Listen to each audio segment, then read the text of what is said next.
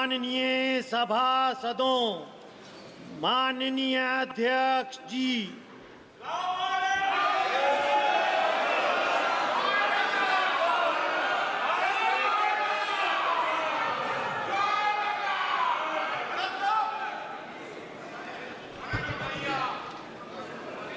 माननीय सदस्यगण,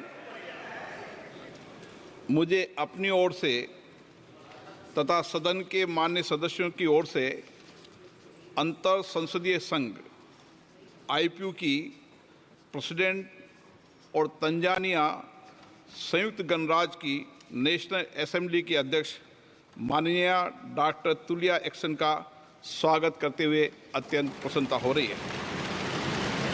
वे हमारी सम्मानित अतिथि के रूप में भारत की आधिकारिक यात्रा पर आई है।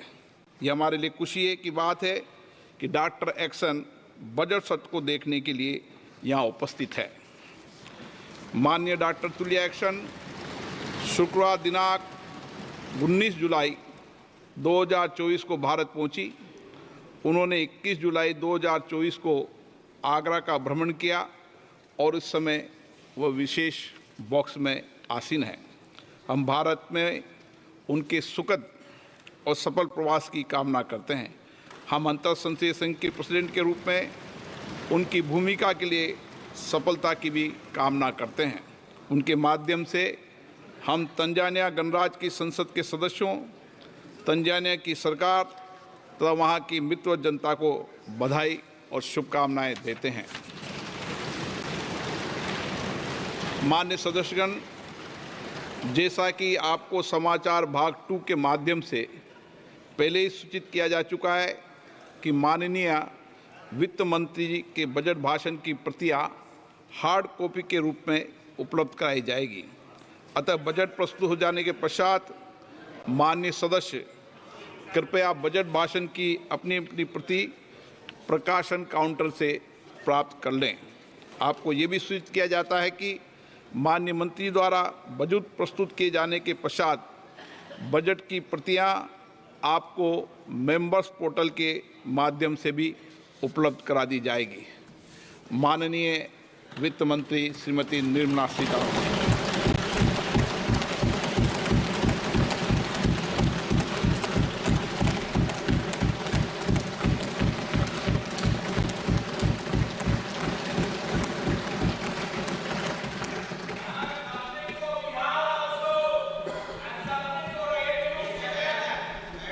Honorable Speaker, I present the budget for 24-25. Introduction. The people of India have reposed their faith in the government led by Honorable Prime Minister Shri Narendra Modi and re-elected it for a historic third term under his leadership.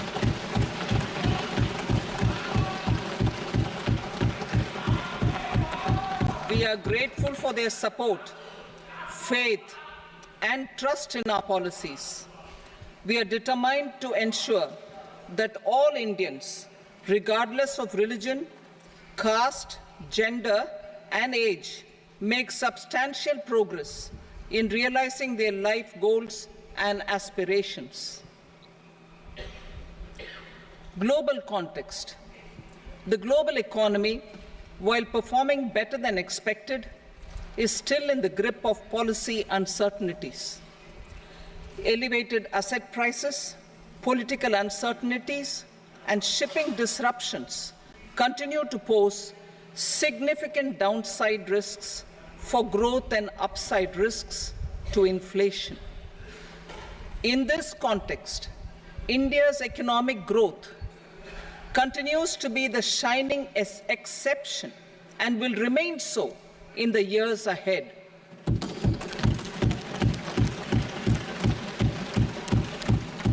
India's inflation continues to be low, stable, and moving towards the 4% target.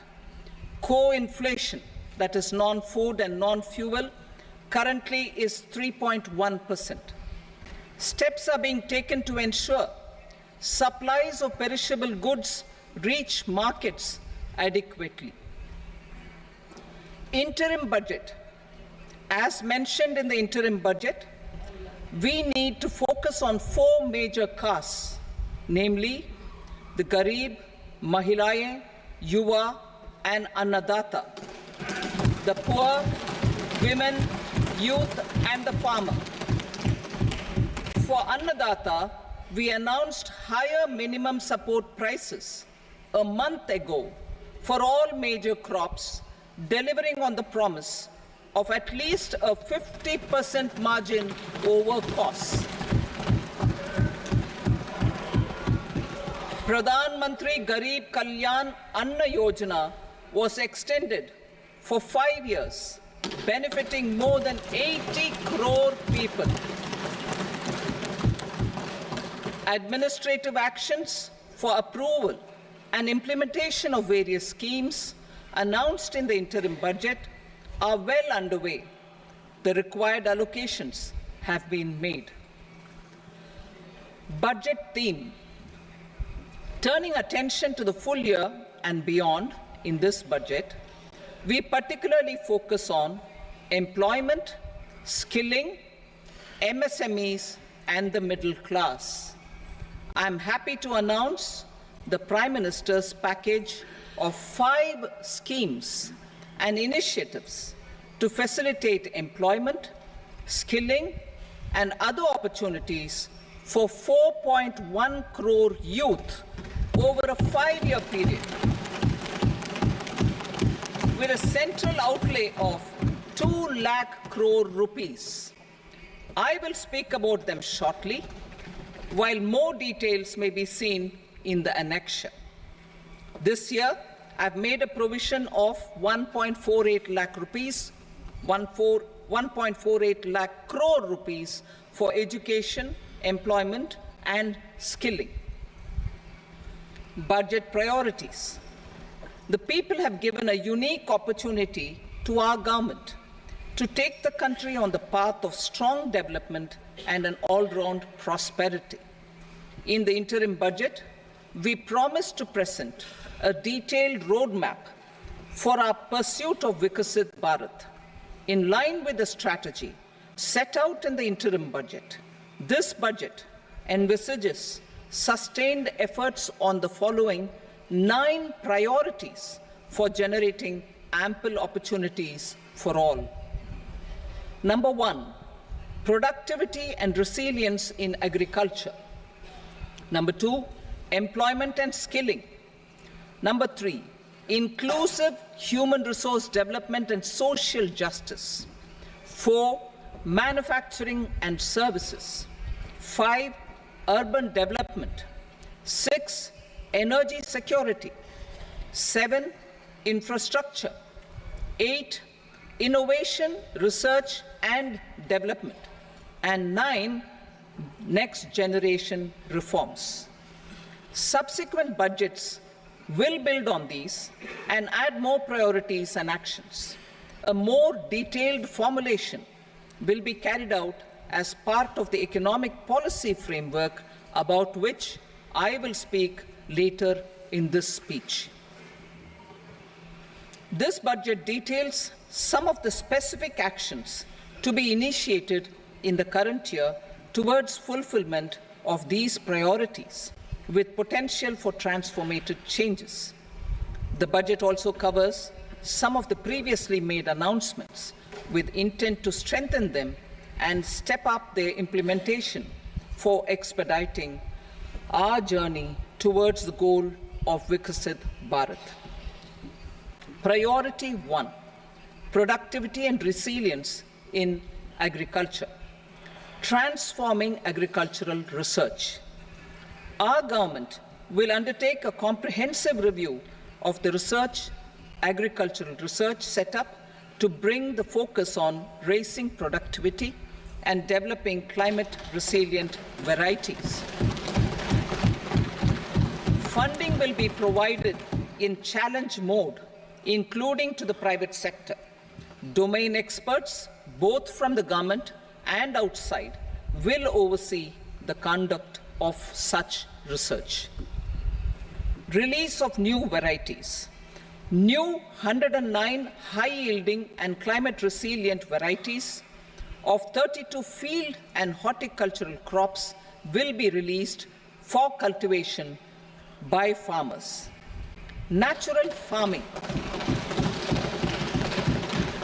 In the next 2 years, 1 crore farmers across the country will be initiated into natural farming, supported by certification and branding. Implementation will be through scientific institutions and willing gram panchayats. 10,000 need-based bio-input resource centers will be established. Missions for pulses and oilseeds. For achieving self-sufficiency in pulses and oilseeds, we will strengthen their production, storage, and marketing. As announced in the interim budget, a strategy is being put in place to achieve Atmanirbharta for oilseeds such as mustard, groundnut, sesame, soybean, and sunflower. Vegetable production and supply chains. Large-scale clusters for vegetable production will be developed closer to major consumption centers. We will promote farmer-producer organizations, cooperatives, and startups for vegetable supply chains, including for collection and storage and marketing. Digital public infrastructure for agriculture. Buoyed by the success of the pilot project, our government, in partnership with the states, will facilitate the implementation of the digital public infrastructure in agriculture for coverage of farmers and their lands in 3 years. During this year, digital crop survey for Kharif using the DPI will be taken up in 400 districts. The details of 6 crore farmers and their lands will be brought into the farmer and land registries. Further, the issuance of Jan Samarth-based Kisan credit cards will be enabled in 5 states. Shrimp production and export. Financial support for setting up a network of nucleus breeding centers for shrimp brood stocks will be provided. Financing for shrimp farming, processing, and export will be facilitated through NABARD. National cooperation policy. Our government will bring out a national cooperation policy for systematic, orderly, and all-round development of the cooperative sector, fast-tracking growth of rural economy and generation of employment opportunities on a large scale will be the policy goal. This year, I have made a provision of 1.52 lakh crore rupees for agriculture and allied sectors.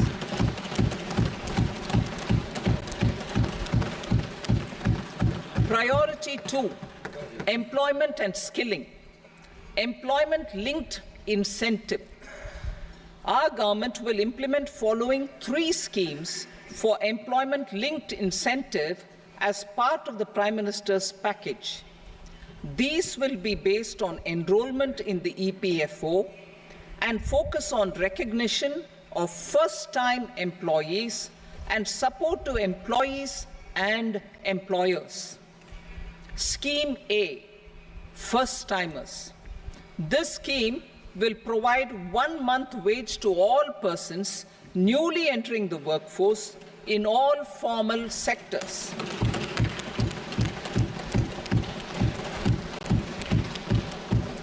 Direct benefit transfer of 1 month's salary in 3 installments to first-time employees as registered in the EPFO will be up to 15,000 rupees.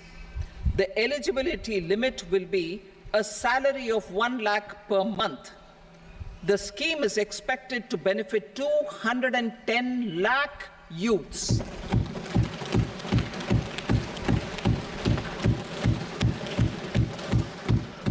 Scheme B, job creation in manufacturing.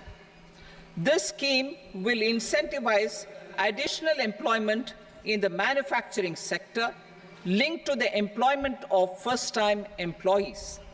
An incentive will be provided at specified scale directly both to the employee and the employer with respect to the EPFO contribution in the first 4 years of employment. The scheme is expected to benefit 30 lakh youth entering employment and their employers.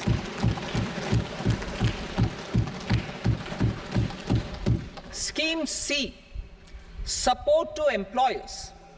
This employer-focused scheme will cover additional employment in all sectors. All additional employment within a salary of 1 lakh rupee per month will be counted. The government will reimburse to employers up to 3,000 rupees per month for 2 years towards the EPFO contribution for each additional employee. The scheme is expected to incentivize additional employment of 50 lakh persons.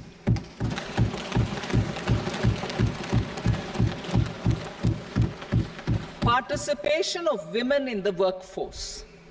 We will facilitate higher participation of women in the workforce through setting up of working women hostels in collaboration with industry and establishing creches. In addition, the partnership will seek to organize women-specific skilling programs and promotion of market access for women SHG enterprises. Skilling program. I'm happy to announce a new centrally sponsored scheme as the fourth scheme under the Prime Minister's package for skilling in collaboration with state governments and industry. 20 lakh youth will be skilled over a 5-year period.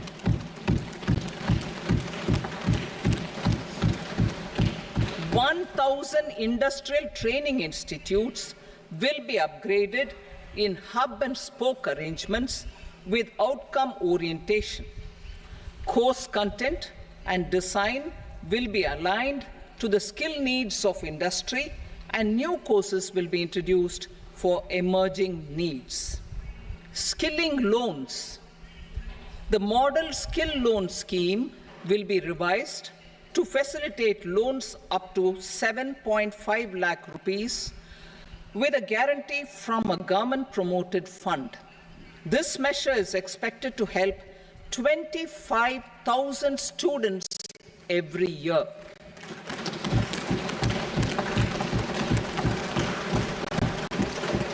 Education loans.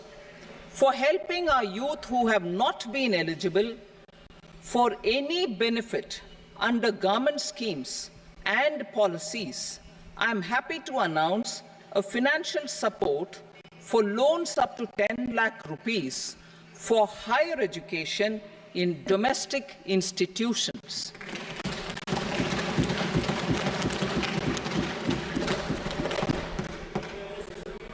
Financial support, e-vouchers for this purpose. E-vouchers support for this purpose will be given directly to 1 lakh students every year for annual interest subvention of 3% of the loan amount. Priority 3, inclusive human resource development and social justice. Saturation approach. Our government is committed to all-round, all-pervasive and all-inclusive development of people, particularly farmers, youth, women, and the poor. For achieving social justice comprehensively, the saturation approach of covering all eligible people through various programs, including those for education and health, will be adopted to empower them by improving their capabilities. Implementation of schemes meant for supporting economic activities by craftsmen, artisans, self-help groups, scheduled caste, scheduled tribe, and women entrepreneurs and street vendors such as the PM Vishwakarma, PM Swanidhi, National Livelihood Missions, and Stand Up India will be stepped up. Purvodaya. The states in the eastern part of the country are rich in endowments and have strong cultural traditions.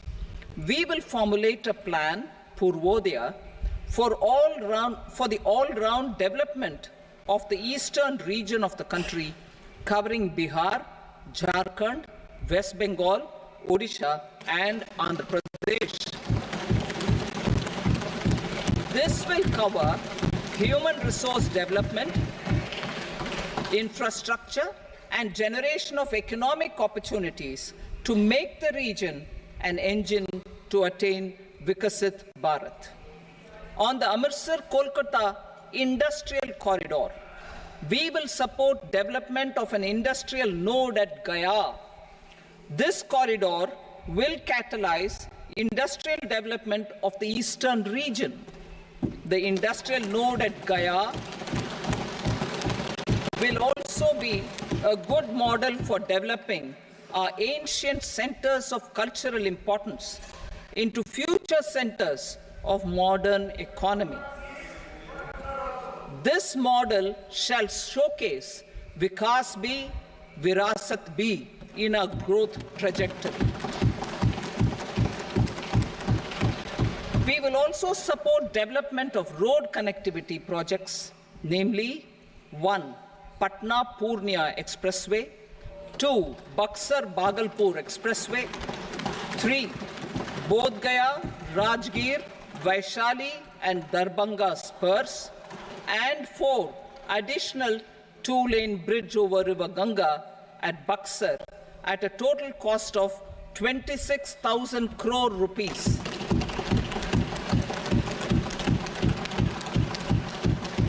Power projects, including setting up of a new 2,400 megawatt power plant at Pir Painti, will be taken up at a cost of 21,400 crore rupees. New airports, medical colleges, and sports infrastructure in Bihar will be constructed.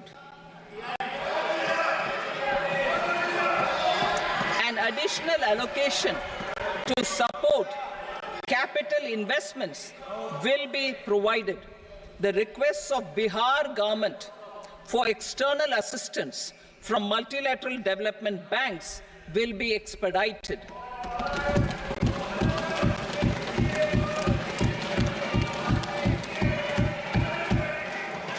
Andhra Pradesh Reorganization Act. Our government has made concerted efforts to fulfill the commitments in Andhra Pradesh Reorganization Act.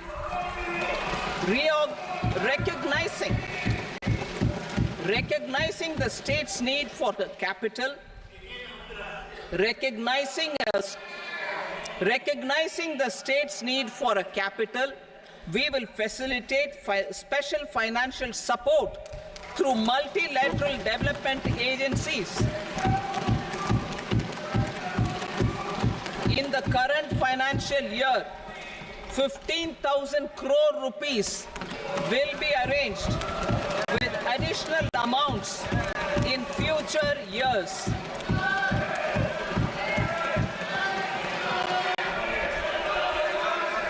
Our government is fully committed to financing and early completion of the Polavaram irrigation project, which is the lifeline for Andhra Pradesh and its farmers. This will facilitate our country's food security as well. Under the Act, Andhra Pradesh Reorganization Act, for promoting industrial development, funds will be provided for essential infrastructure such as water, power, railways, and roads in Kopparthi node on the Visakhapatnam-Chennai Industrial Corridor and Varavakal node on the Hyderabad-Bangalore Industrial Corridor. An additional allocation will be provided this year towards capital investment for economic growth. Grants for backward regions of Rayalaseema, Prakasham, North Coastal Andhra, as stated in the Act, will be provided. PM Awas Yojana. 3 crore additional houses under the PM Awas Yojana in rural and urban areas in the country have been announced, for which the necessary allocations are being made. Women-led development. For promoting women-led development, the budget carries an allocation of more than 3 lakh crore for schemes benefiting women and girls. This signals our government's commitment for enhancing women's role in economic development. Pradhan Mantri Janjatiya Unnat Gram Abhiyan. For improving the socio-economic condition of tribal communities, we will launch the Pradhan Mantri Janjatiya Unnat Gram Abhiyan by adopting saturation coverage for tribal families in tribal majority villages and aspirational districts.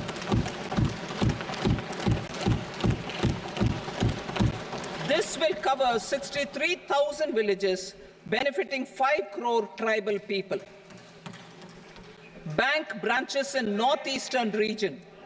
More than 100 branches of India Post Payment Bank will be set up in the northeast region to expand the banking services.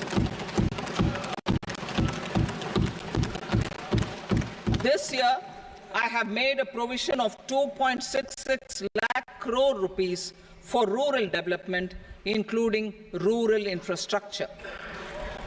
Priority 4, manufacturing and services, support for promotion of MSMEs. This budget provides special attention to MSMEs and manufacturing, particularly labor-intensive manufacturing. We have formulated a package covering financing, regulatory changes, and technology support for MSMEs to help them grow and also compete globally, as mentioned in the interim budget. I am happy to announce the following specific measures. Credit guarantee scheme for MSMEs in the manufacturing sector. For facilitating term loans to MSMEs for purchase of machinery and equipment without collateral or third-party guarantee, a credit guarantee scheme will be introduced. The scheme will operate on pooling of credit risks of such MSMEs. A separately constituted self-financing guarantee fund will provide to each applicant guarantee cover up to 100 crore rupees, while the loan amount may be larger. The borrower will have to provide an upfront guarantee fee and an annual guarantee fee on the reducing loan balance. New assessment model for MSME credit. Public sector banks will build their own in-house capability to assess MSMEs for credit instead of relying on external assessment. They will also take a lead in developing or getting developed a new credit assessment model based on the scoring of digital footprints of the MSMEs in the economy. This is expected to be a significant improvement over the traditional assessment of credit eligibility based only on asset or turnover criteria. That will also cover MSMEs without a formal accounting system. Credit support to MSMEs during stress period. I'm happy to announce a new mechanism for facilitating continuation of bank credit to MSMEs during their stress period while being in special mention account, SMA stage, for reasons beyond their control. MSMEs need credit to continue their business and to avoid getting into the NPA stage. Credit availability will be supported through a guarantee from a government-promoted fund. Mudra loans. The limit of Mudra loans will be enhanced to 20 lakh from the current 10 lakh for those entrepreneurs who have availed and successfully repaid previous loans under the Tarun category. Enhanced scope for mandatory onboarding in TREDS.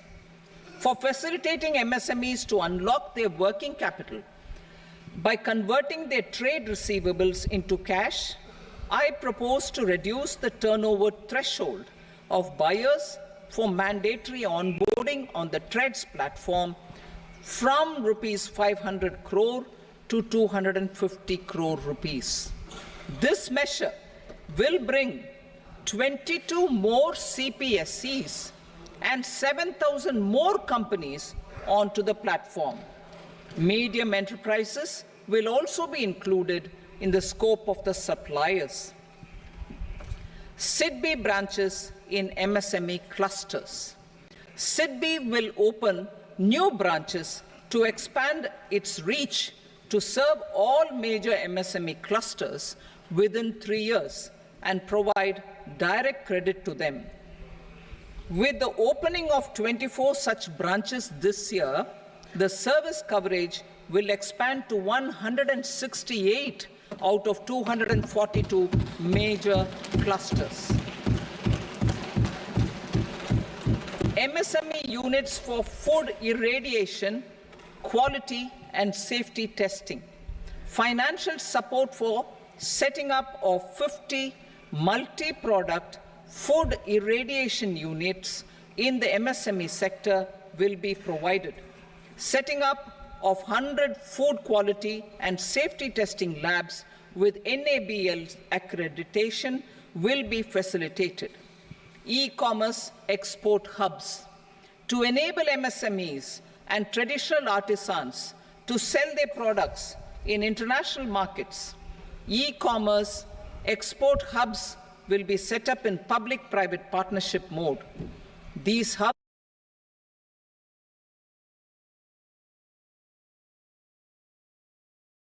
export-related services under one roof. Measures for promotion of manufacturing and services. Internship in top companies.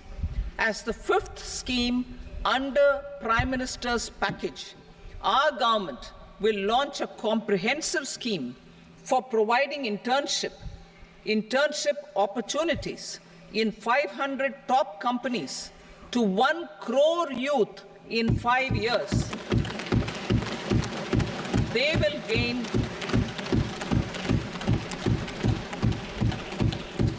will gain exposure for 12 months to real-life business environment, varied professions, and employment opportunities. An internship allowance of 5,000 per month, 5,000 rupees per month, along with a one-time assistance of 6,000 rupees will be provided.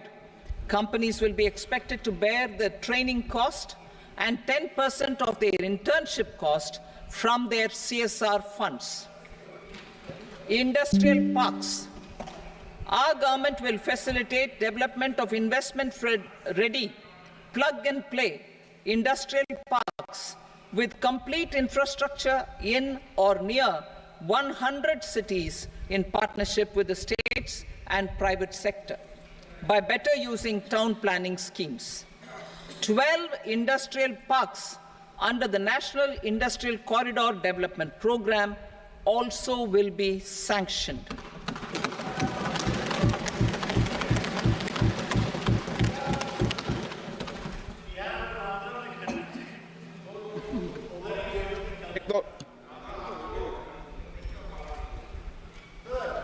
जी मेरे no please बैठिए।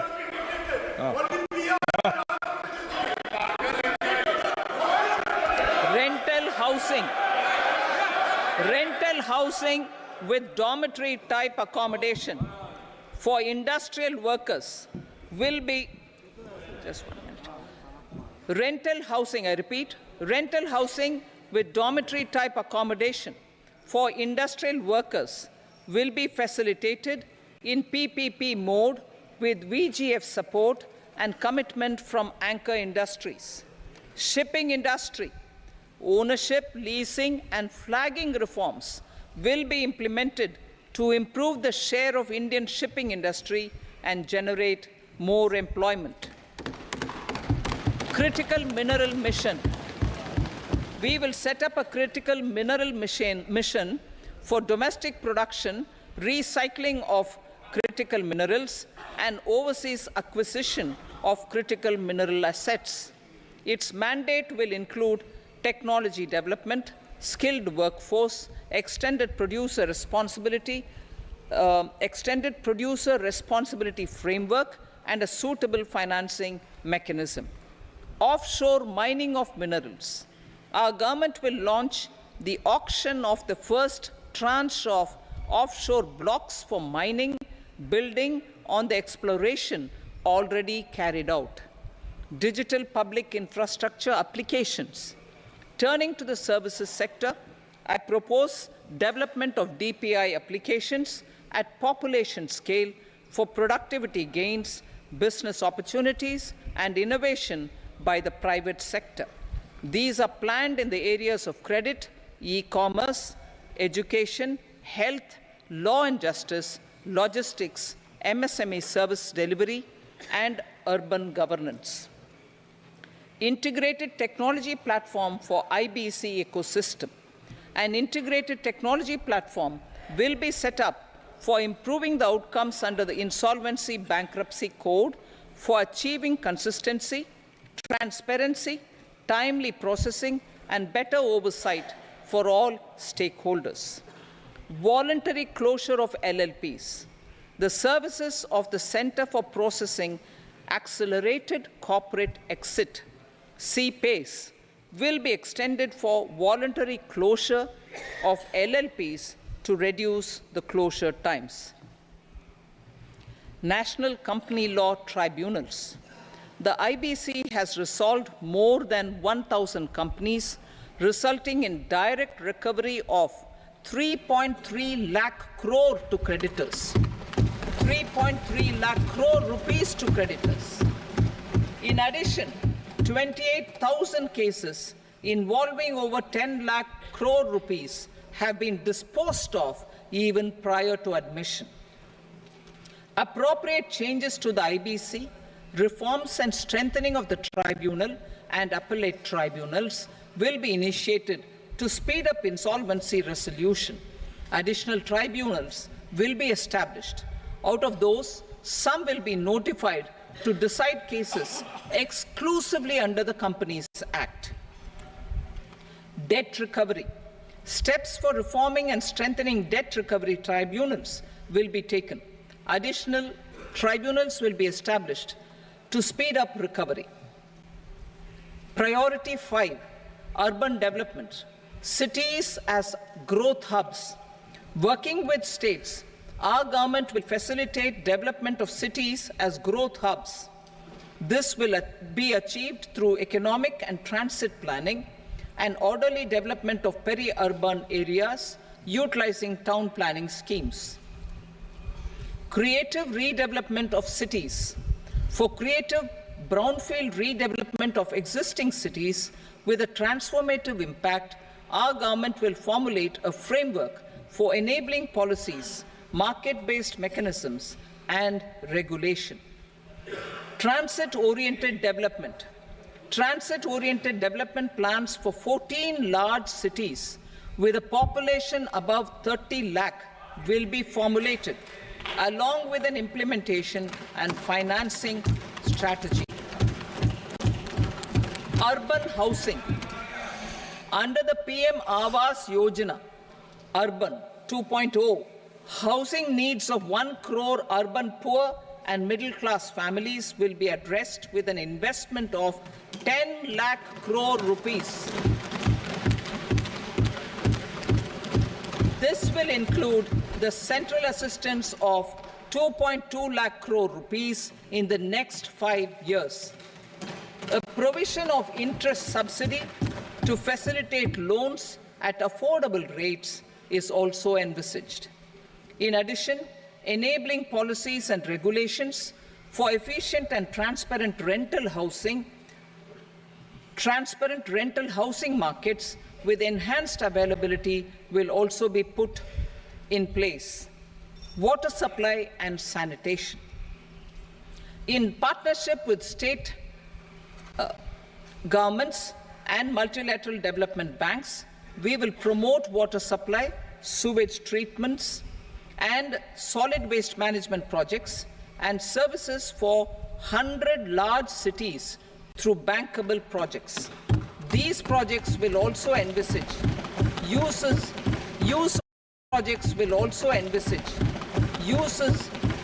of treated water for irrigation and filling up of tanks in nearby areas. Street markets. Building on the success of PM Swanidhi scheme in transforming the lives of street vendors, our government envisions a scheme to support each year over the next 5 years the development of 100 weekly hearts or street food hubs in select cities. Stamp duty. We will encourage states which continue to charge high stamp duty to moderate the rates for all and also consider further lowering duties for properties purchased by women. This reform will be made an essential component of urban development schemes. Priority 6, energy security, energy transition. In the interim budget, I had announced our strategy to sustain high and more resource-efficient economic growth, along with the energy security in terms of availability, accessibility, and affordability. We will bring out a policy document on appropriate energy transition pathways that balances the imperatives of employment, growth, and environmental sustainability. PM Surya Ghar Muft Bijli Yojana. PM Surya Ghar Muft Bijli Yojana. In line with the announcement in the interim budget,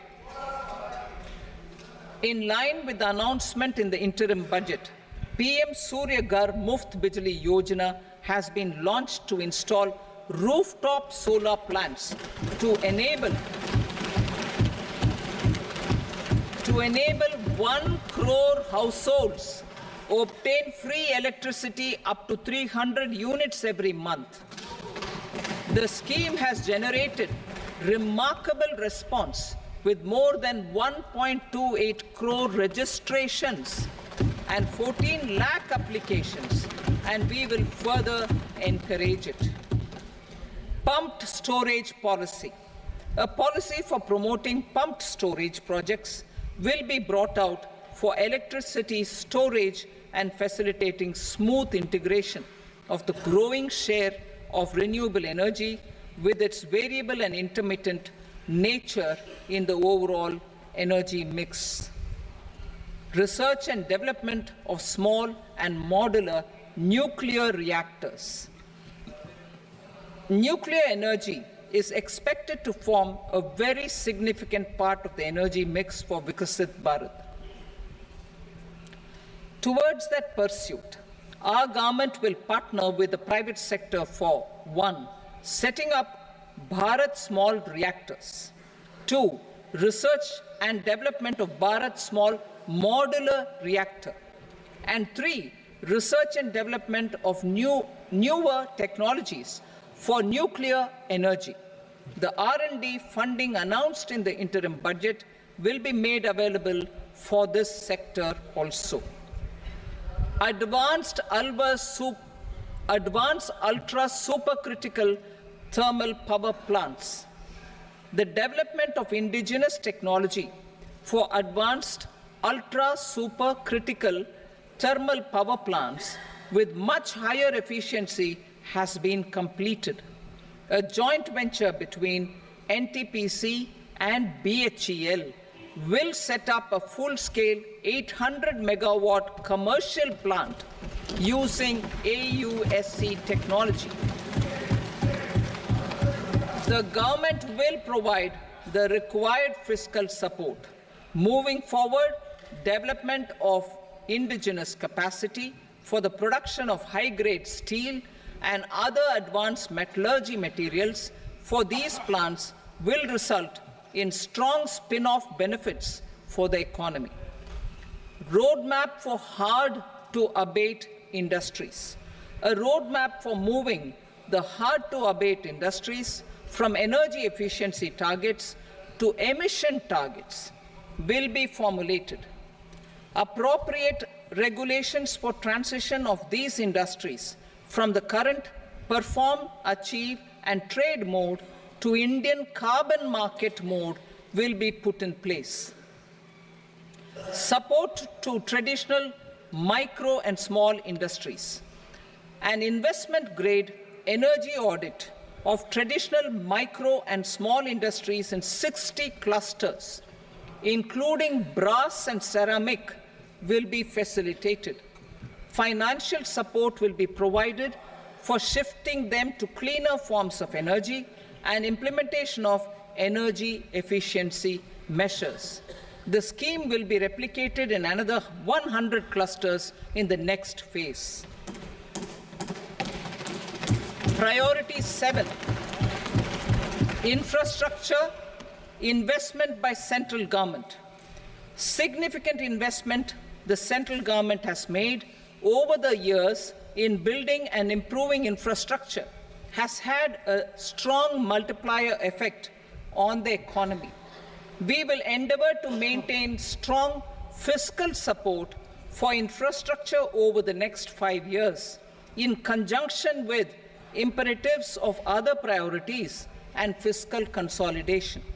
This year, I have provided 11,11,111 crore rupees for capital expenditure. This would be 3.4% of our GDP. Infrastructure investment by state governments. We will encourage states to provide support of similar scale for infrastructure, subject to their development priorities. A provision of 1.5 lakh crore rupees for long-term interest-free loans have been made this year also to support the states in their resource allocation. Private investment in infrastructure.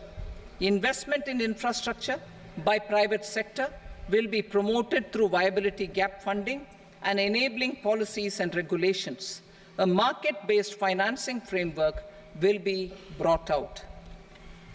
Pradhan Mantri Gram Sadak Yojana, Phase 4 of the PMGSY will be launched to provide all-weather connectivity to 25,000 rural habitations, which have become eligible in view of their population increase. Irrigation and flood mitigation. Bihar has frequently suffered from floods, many of them originating outside the country. Plans to build flood control structures in Nepal are yet to progress. Our government, through the Accelerated Irrigation Benefit Program and other sources, will provide financial support for projects with estimated cost of 11,500 crore rupees, such as the Kosi-Michi intra-state link and 20 other ongoing and new schemes, including barrages, river pollution abatement, and irrigation projects. In addition, survey and investigation of Kosi-related flood mitigation and irrigation projects will be undertaken.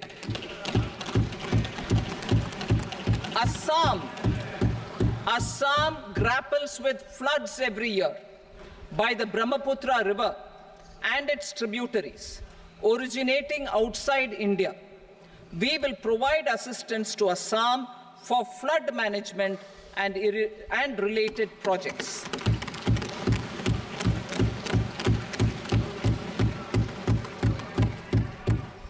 Himachal Pradesh suffered extensive losses due to floods last year. Our government will provide assistance to the state for reconstruction and rehabilitation through multilateral development assistance.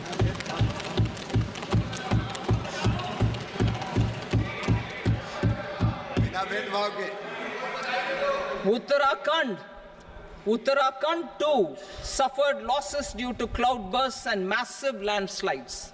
We will provide assistance to the state. Recently, Sikkim witnessed devastating flash floods and landslides that wreaked havoc across the state. Our government will provide assistance to the state. Tourism has always been a part of our civilization. Our efforts in positioning India as a global tourist destination will also create jobs, stimulate investments, and unlock economic opportunities for other sectors. In addition to the measures outlined in the interim budget, I propose the following measures. Vishnupad Temple at Gaya and Mahabodhi Temple at Bodh Gaya in Bihar are of immense spiritual significance. Comprehensive development of Vishnupad Temple Corridor and Mahabodhi Temple Corridor will be supported, modeled on the successful Kashi Vishwanath Temple Corridor to transform them into world-class pilgrim and tourist destinations. Rajgir holds immense religious significance for Hindus, Buddhists, and Jains. The 20th Tirthankara Muniswarata Temple in the Jain temple complex is ancient. The Saptarishi, or the 7 hot springs, form a warm water Brahmkund that is sacred. A comprehensive development initiative for Rajgir will be undertaken. Our government will support the development of Nalanda as a tourist center, besides reviving Nalanda University to its glorious stature. Odisha's scenic beauty, temples, monuments, craftsmanship, wildlife sanctuaries, natural landscapes, and pristine beaches make it an ultimate tourism destination. Our government will provide assistance for their development to Odisha as well. Priority 8, innovation, research, and development. We will operationalize the Anusandhan National Research Fund for basic research and prototype development.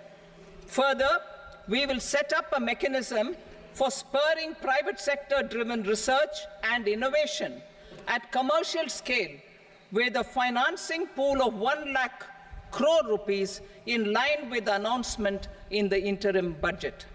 Space economy. With our continued emphasis on expanding the space economy by 5 times in the next 10 years, a venture capital fund of 1,000 crore rupees will be set up. Priority 9, next generation reforms. Economic policy framework. We will formulate an economic policy framework to delineate the overarching approach to economic development and set the scope of the next generation of reforms for facilitating employment opportunities and sustaining high growth. Our government will initiate and incentivize reforms for 1. Improving productivity of factors of production, and 2. Facilitating markets and sectors to become more efficient. These reforms will cover all factors of production, namely land, labor, capital, and entrepreneurship, and technology as an enabler of improving total factor productivity and bridging inequality. Effective implementation of several of these reforms requires collaboration between the center and the states, and building consensus as development of the country lies in development of the states. For promoting competitive federalism and incentivizing states for faster implementation of reforms, I propose to earmark a significant part of the 50-year interest-free loan. Working with the states, we will initiate the following reforms.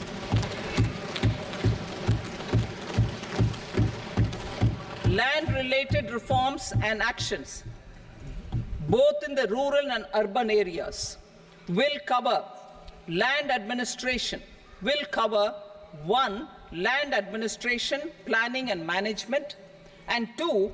Urban planning usage and building bylaws. These will be incentivized for completion within the next 3 years through appropriate fiscal support. Rural land-related actions. Rural land-related actions will include 1. Assignment of unique land parcel identification number, UL PIN, or Bhu Aadhaar for all lands. 2. Digitization of cadastral maps. 3. Survey of subdivisions, survey of map subdivisions as per current ownership. 4. Establishment of land registry. And 5. Linking to the farmers registry. These actions will also facilitate credit flow and other agricultural services. Urban land-related actions. Land records in urban areas will be digitized with GIS mapping. An IT-based system for property record administration, updating, and tax administration will be established. These will also facilitate improving the financial position of urban local bodies. Labor-related reforms. Services to labor. Our government will facilitate the provision of a wide array of services to labor, including those for employment and skilling. A comprehensive integration of e-Shram portal with other portals will facilitate such one-stop solution.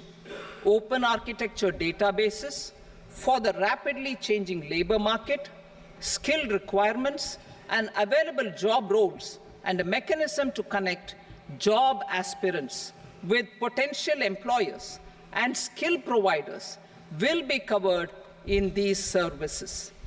Shram Suvidha and Samadhan portal.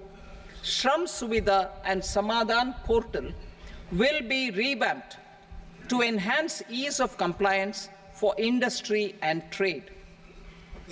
Capital and entrepreneurship related reforms, financial sector vision and strategy.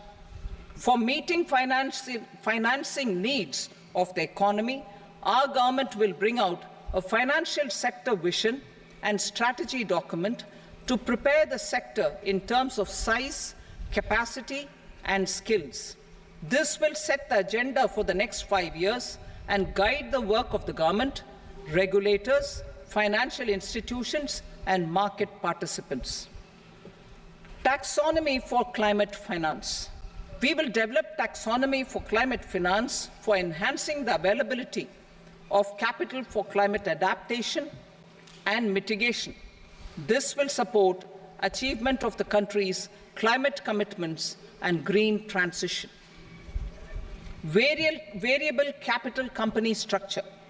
We will seek the required legislative approval for providing an efficient and flexible mode for financing leasing of aircrafts and ships and pooled funds of private equity through a variable company structure. Foreign direct investments and overseas investment. The rules and regulations for foreign direct investment and overseas investments will be simplified to 1. Facilitate foreign direct investments, 2. Nudge prioritization, and 3. Promote opportunities for using Indian rupee as a currency for overseas investment. NPS Vatsalya. NPS Vatsalya, a plan for contribution by parents and guardians for minors, will be started. On attaining the age of majority, the plan can be converted seamlessly into a normal NPS account. Use of technology. We have successfully used technology for improving productivity and bridging inequality in our economy during the past 10 years. Public investment in digital infrastructure and innovations by the private sector have helped in improving access of all citizens, particularly the common people, to market resources, education, health and services. We will step up adoption of technology towards digitalization of the economy. Ease of doing business. For enhancing ease of doing business, we are already working on the Jan Vishwas Bill 2.0. Further, states will be incentivized for implementation of the business reforms, action plans, and digitalization. Data and statistics. For improving data governance, collection, processing and management of data and statistics, different sectoral databases, including those established under the Digital India Mission, will be utilized with active use of technology tools. New pension scheme. The committee to review the NPS has made considerable progress in its work. I am happy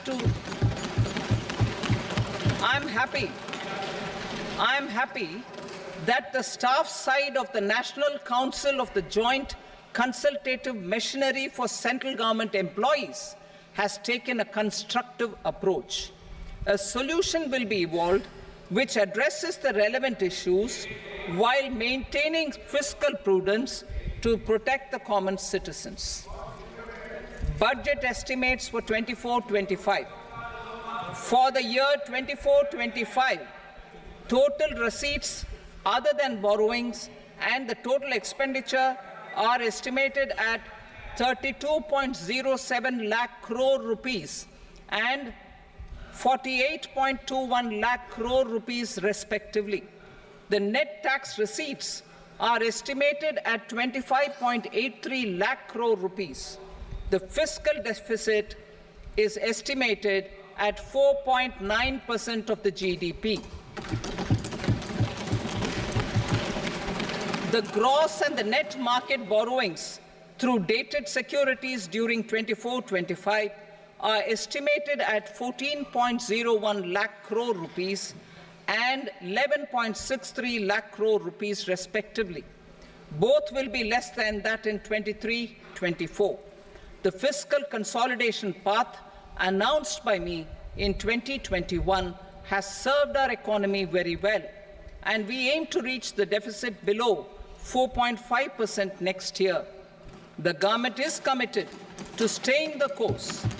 From 2026-27 onwards, our endeavor will be to keep the fiscal deficit each year such that the central government's debt will be on a declining path as percentage of GDP.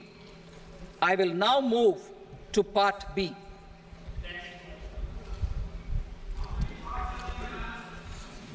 Indirect taxes. Sir, I start with GST. It has decreased tax incidence on the common man, reduced compliance burden and logistics cost for trade and industry, and enhanced revenues of the central and the state governments. It is a success of vast proportions. To multiply the benefits of GST, we will strive to further simplify and rationalize the tax structure and endeavor to expand it to the remaining sectors. My proposals for customs duties intend to support domestic manufacturing, deepen local value addition, promote export competitiveness, and simplify taxation while keeping the interest of the general public and consumers surmount. In Budget 22-23, we reduced the number of customs duty rates. I propose to undertake a comprehensive review of the rate structure over the next 6 months to rationalize and simplify it for ease of trade, removal of duty inversion, and reduction of disputes. I shall now take up sector-specific customs duty proposals. Medicine and medical equipments. To provide relief to cancer patients, I propose to fully exempt 3 more medicines from customs duties.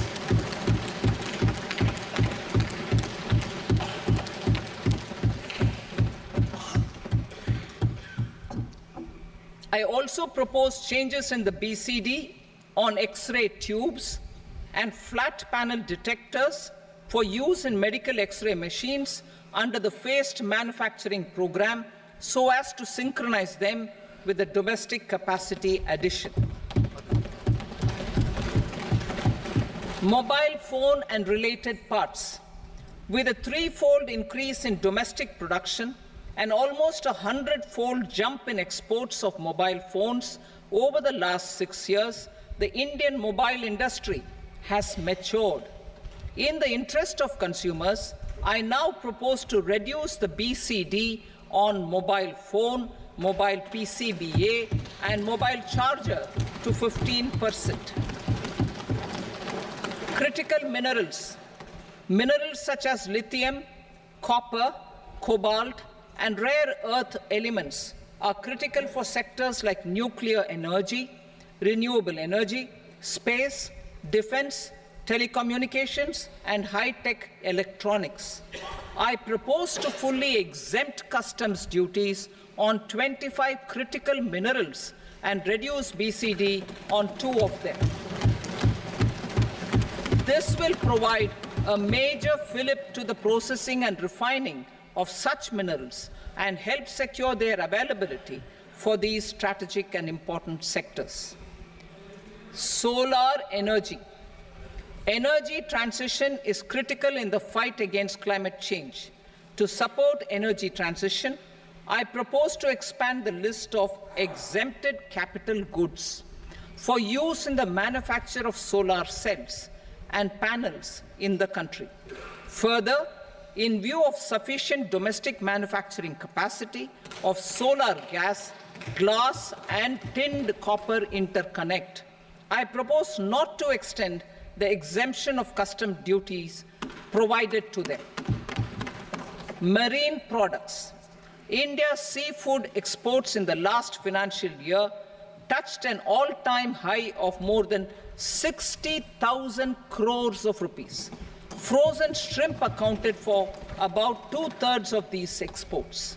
To enhance their competitiveness, I propose to reduce BCD on certain broodstock, polychaete worms, shrimp, and fish feed to 5%. I also propose to exempt customs duty on various inputs for manufacture of shrimp and fish feed. Leather and textile. Similarly, to enhance the competitiveness of exports in the leather and textile sectors, I propose to reduce BCD on real down-filling material from duck or goose.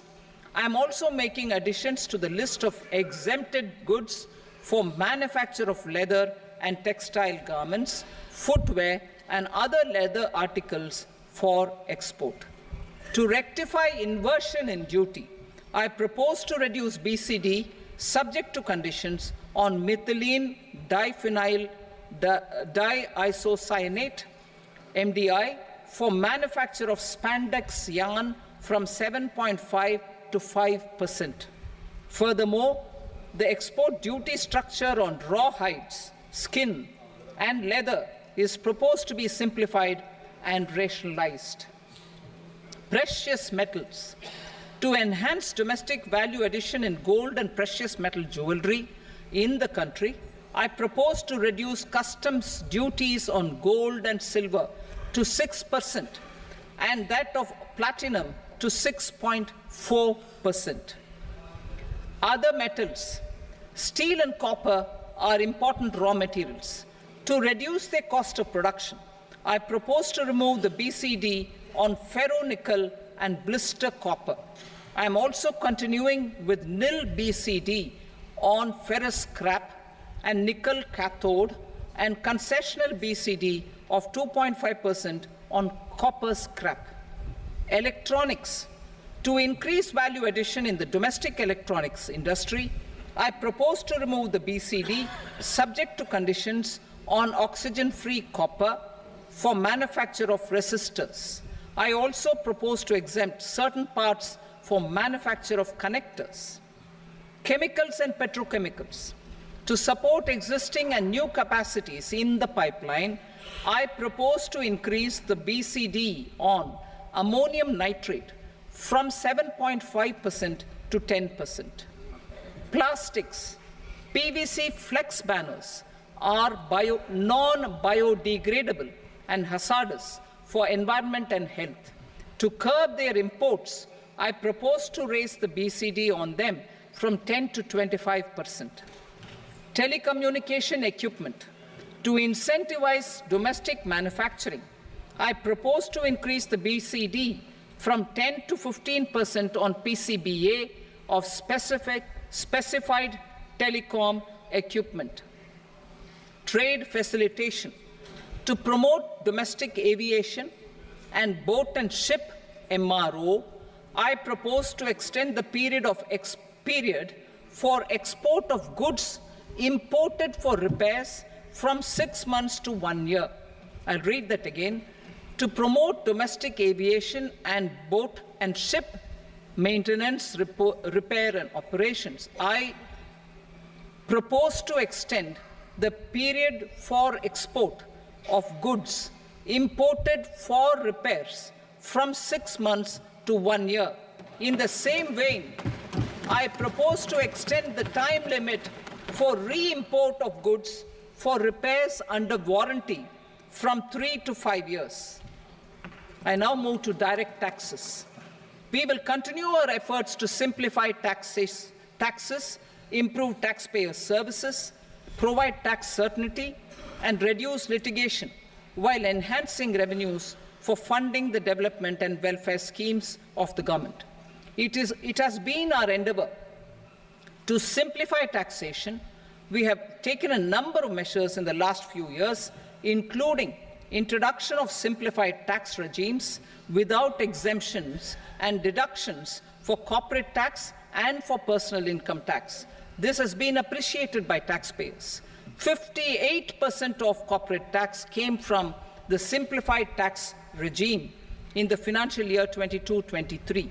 Similarly, as per data available till now, for the last fiscal, more than 2/3 have availed the new personal income tax regime. Comprehensive review of the Income Tax Act. I am now announcing a comprehensive review of the Income Tax Act 1961.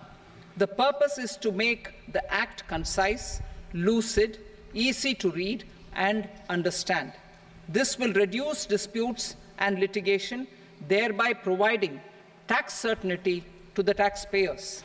I will also bring down the demand embroiled in litigation. It is proposed to be completed in 6 months.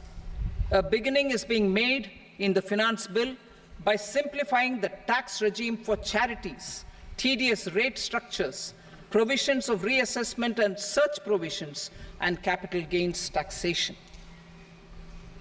Simplification for charities and tedious.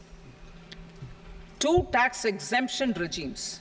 The two tax exemption regimes for charities are proposed to be merged into one. The 5% tedious rate on many payments is being merged into the 2% TDS rate and the 20% TDS rate on repurchase of units by mutual funds or UTI is being withdrawn. TDS rate on e-commerce operators is proposed to be reduced from 1 to 0.1%. Moreover, credit of TCS is proposed to be given in the TDS to be deducted on salary. Further, I propose to decriminalize delay for payment of TDS up to the due date of filing statement for the same. I also plan to provide a standard operating procedure for TDS defaults and simplify and rationalize the compounding guidelines for such defaults. Simplification of reassessment. I propose to thoroughly simplify the provisions for reopening and reassessment. An assessment hereinafter can be reopened beyond 3 years from the end of the assessment year only if the escaped income is 50 lakh rupees or more, up to a maximum period of 5 years from the end of the assessment year. Even in such cases, a time limit of 6 years before the year of the search, as against the existing time limit of 10 years, is being proposed.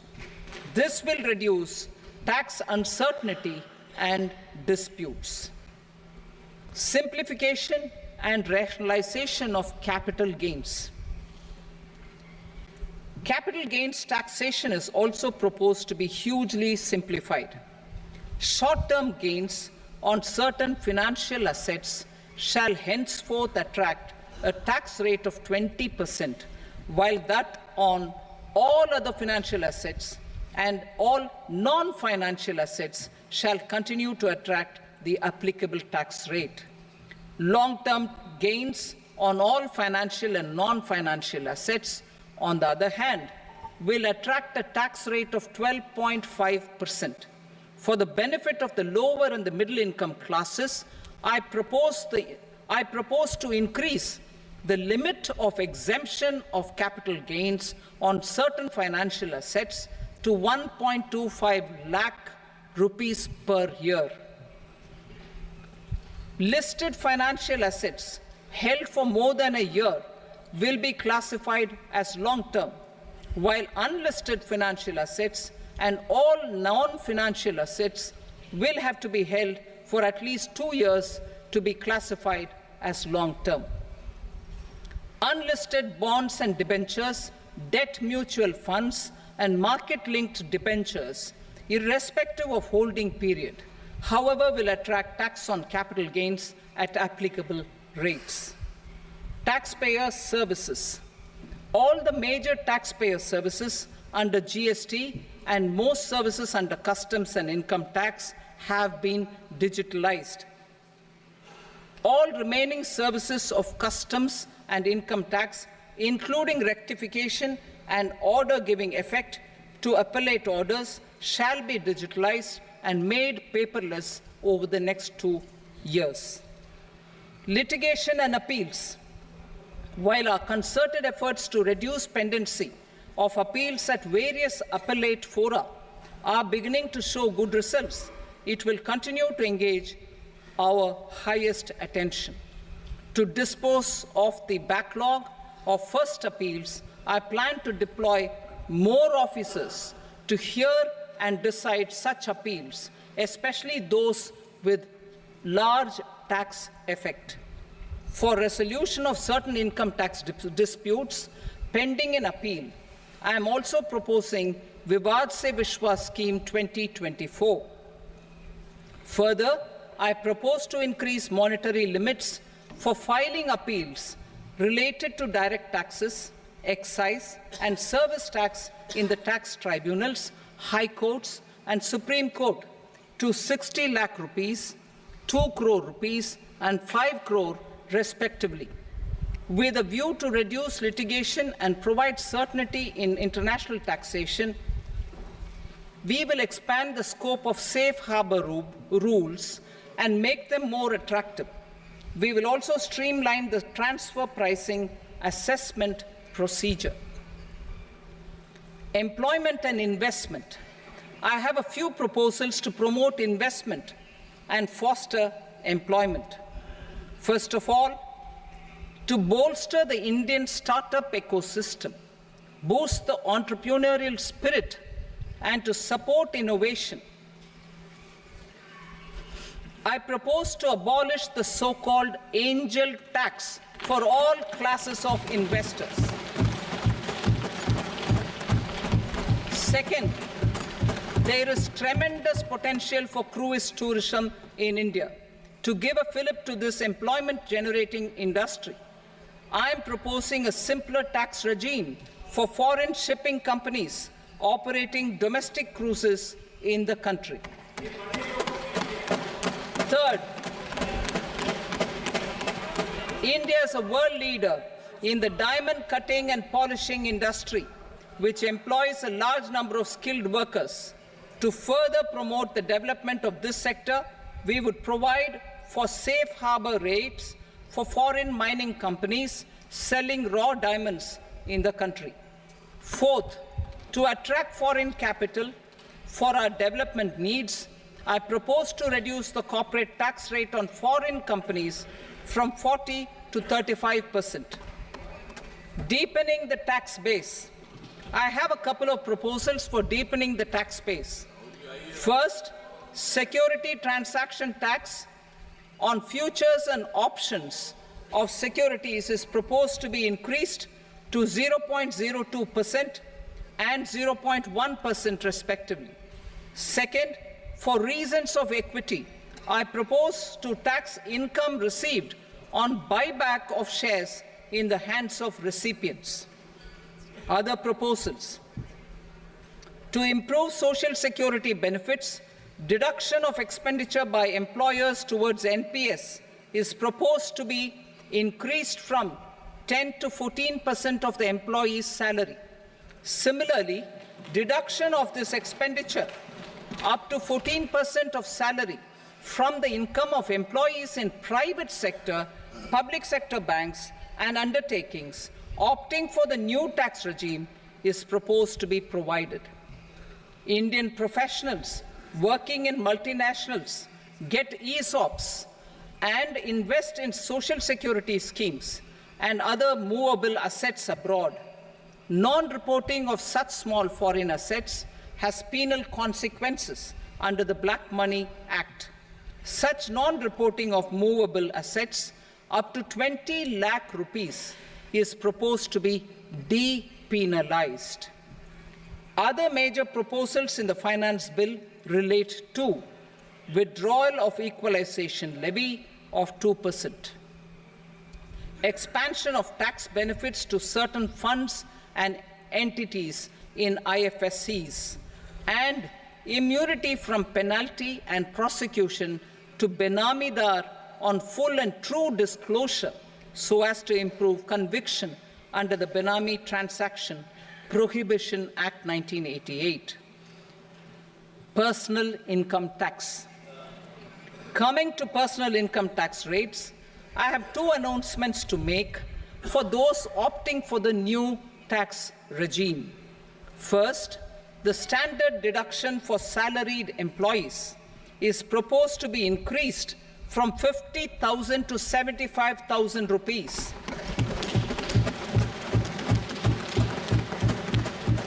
Similarly, deduction on family pension for pensioners is proposed to be enhanced from 15,000 to 25,000 rupees. This will provide relief to about 4 crore salaried individuals and pensioners.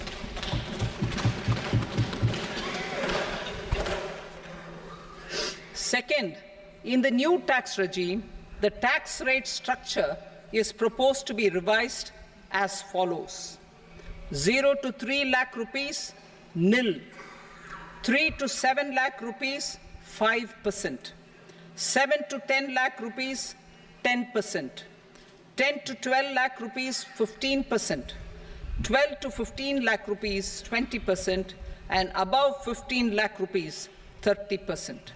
As a result of these changes, a salaried employee in the new tax regime stands to save up to 17,500 rupees in income tax.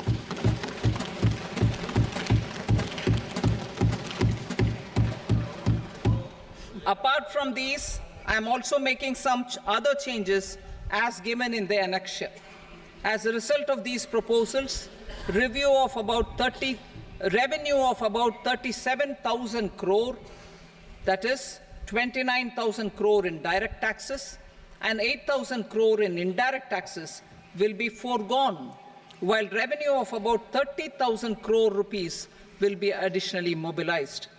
Thus, the total revenue foregone is about 7,000 crores annually. Mr. Speaker, sir, with this, I commend the budget to this august House. Jai Hind.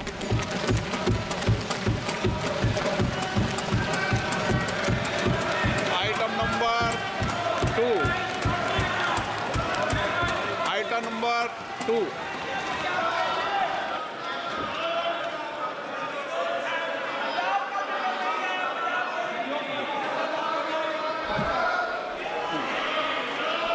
Sir, with your permission, I rise to lay on the table the following statements under Section 3 of the Fiscal Responsibility and Budget Management, FRBM Act 2003, Medium-Term Fiscal Policy cum Fiscal Policy Strategy Statement, and Macroeconomic Framework Statement.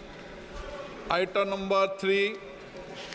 Sir, with your permission, I rise to move for leave to introduce the Finance Number 2 Bill 2024.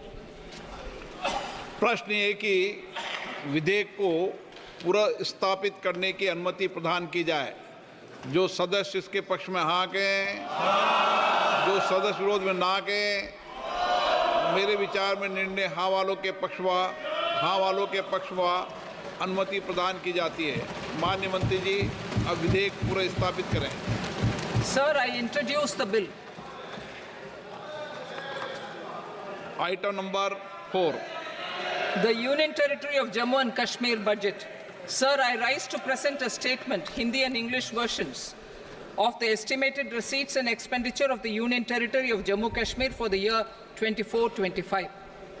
सभा की कार्रवाई कल बुधवार दिनांक 24 जुलाई 2024 को प्राप्त 11 बजे तक के लिए स्थगित की जाती है।